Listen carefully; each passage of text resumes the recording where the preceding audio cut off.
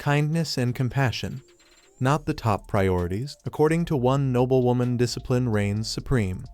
And Alicia Williams, with her unwavering sense of order, would never tolerate any commoners who couldn't keep up. Alicia? Oh, she's the villainess in this girl's favorite autumn game, known for tormenting the heroine. But rather than despising her, our protagonist admired her sharp tongue and relentless attitude. The heroine? Too sugary for her taste, what with her angelic smile and knack for manipulating the prince's feelings. While her friends dreamed of becoming the adored heroine, she knew that if given the chance, she'd much rather be the villainess. And then, it hit her, she is the villainess. Reincarnated as the 7-year-old Alicia, daughter of the prestigious Williams family, she was no longer the meek child she once was. Instead, she saw this as her opportunity to be the most legendary villainess in history. Alicia darted down the hallway past her bewildered mother and maid. Gone was the lazy girl of yesterday. She had big plans, starting with sword training from her brothers. Henry, the stern one, scoffed, thinking it was another whim. Alan, the playful one, laughed it off as typical. Only sweet Albert agreed to teach her if she could complete 100 sit-ups and 50 push-ups daily for a week. No problem, she thought, as she dashed off. Next up, magic. Alicia knew that mastering the arcane arts, especially with her family's dark magic pedigree, was essential.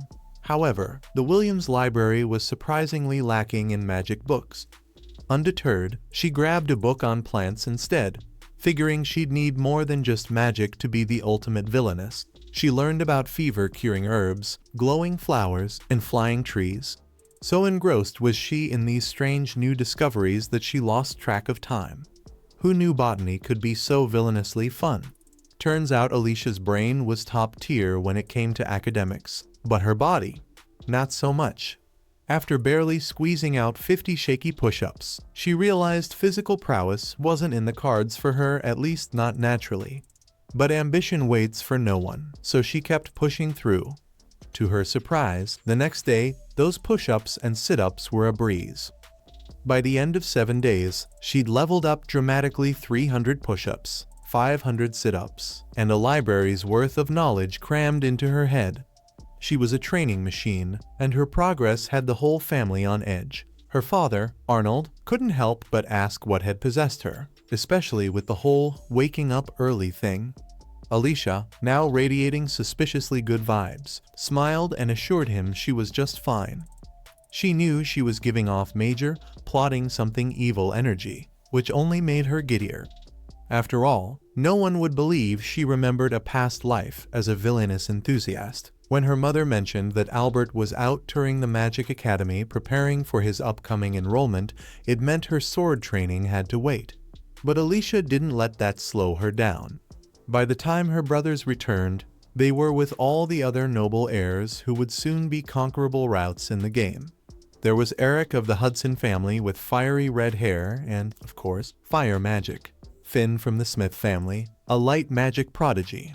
Gale of the wind-wielding Evans family, and Curtis from the Kenwood family with green magic, an outlier not from the 5 great noble families. And then there was Prince Duke Seeker, heir to the throne, water magic user, and the guy destined to end up with the game's heroine in the good ending. Alicia. She was totally into him in her past life, but romance was for the heroine. She had bigger plans, like making her mark as the world's greatest villainess. When Alicia ran up to greet them, her brothers introduced her to the group, who all found her adorable. Internally, she was melting at their good looks, but externally, this was her moment. She couldn't let the world's future villainess be seen as some bumbling child. With perfect grace, she curtsied, and the boys were genuinely impressed, especially since her brothers had painted her as a bit of a wild child. Duke, however, was less captivated, more focused on the boys showing off their sword skills. Cue Alicia, reminding them that today was the day they'd promised to teach her. Her brothers brushed her off, clearly not taking her seriously. So, what did she do? She grabbed Albert's sword, kicked a tree, made a fruit fall, and sliced it in half with zero effort. "Don't underestimate me," she declared, now basking in the astonished looks of her brothers. Duke, who had previously been aloof, was finally paying attention, picking up the sliced fruit with a smile. Looks like she'd made her impression. A year into her sword training, Alicia was still stuck in the endless loop of practice swings, all because her brother insisted swordsmanship was pointless if she couldn't hold a sword for hours on end. Honestly, if she weren't on a mission to become the world's greatest villainess, she'd have quit ages ago. The only silver lining: Prince Duke had been making regular visits to their house, and let's just say, she didn't mind the royal eye candy.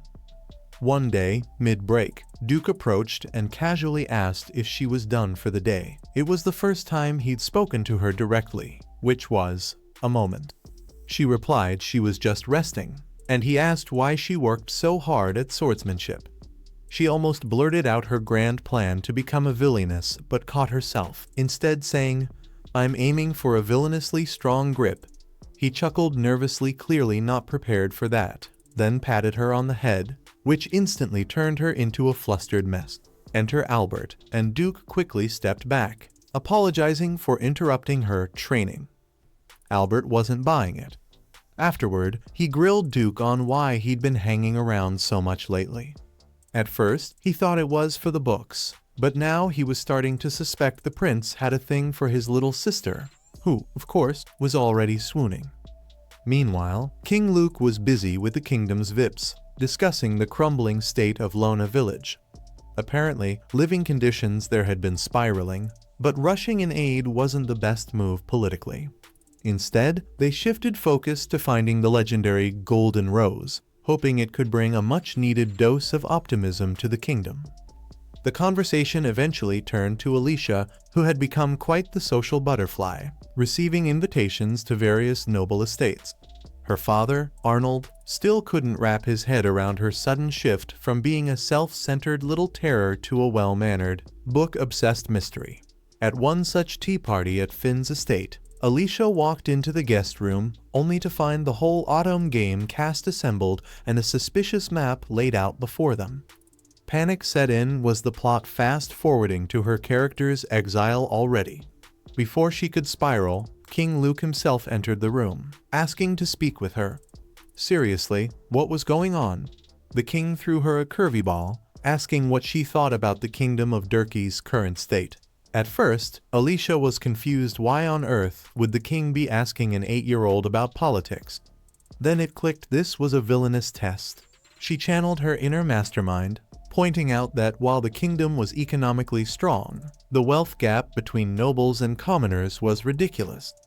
People in Lona, she noted, could barely afford bread. Tensions were high, and a rebellion seemed inevitable. The king, clearly intrigued, pushed further, asking how she'd fix it.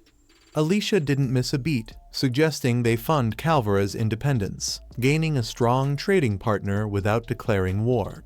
A move that was cunning and, of course, something the pure-hearted heroine would never do. Alicia was feeling more villainous-like by the second. After some royal praise, the king made his exit, leaving Alicia to breathe a sigh of relief. Duke, having witnessed it all, asked if she was nervous. She glanced up at him, thinking, yep, definitely attractive. Elsewhere, Lord Evans dropped the bomb that the Golden Rose had been found. Things were getting real. Meanwhile, Alicia found herself at a dessert table, eagerly stacking macarons on her plate. Duke, who had been staring at her the entire time, couldn't hide his smile.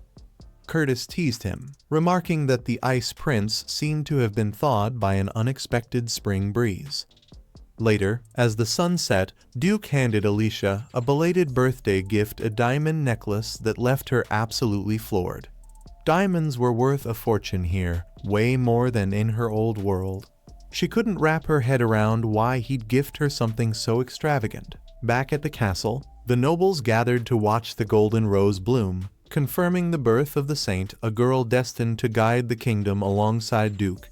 But with every great transformation came turmoil, and they all braced for the rocky road ahead. As for Alicia, she was in her room, casually doing squats while wearing her brand new diamond necklace. And even if Duke one day fell for the heroine and demanded it back, she was already planning to look him dead in the eye and say, nope, because that's what a true villainess does. Enjoyed the chaos? Give a thumbs up and subscribe for more villainous adventures because every great scheme needs a fan club.